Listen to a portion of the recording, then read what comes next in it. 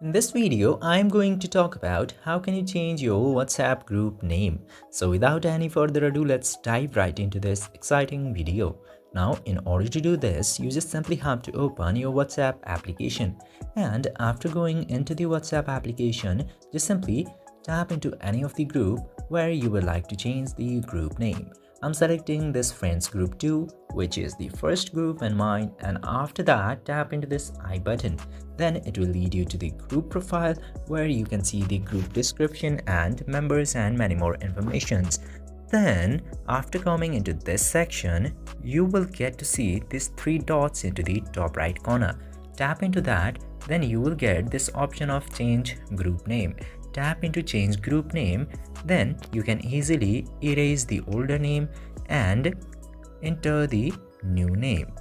Then after that tap to OK button, then your group name will successfully be changed.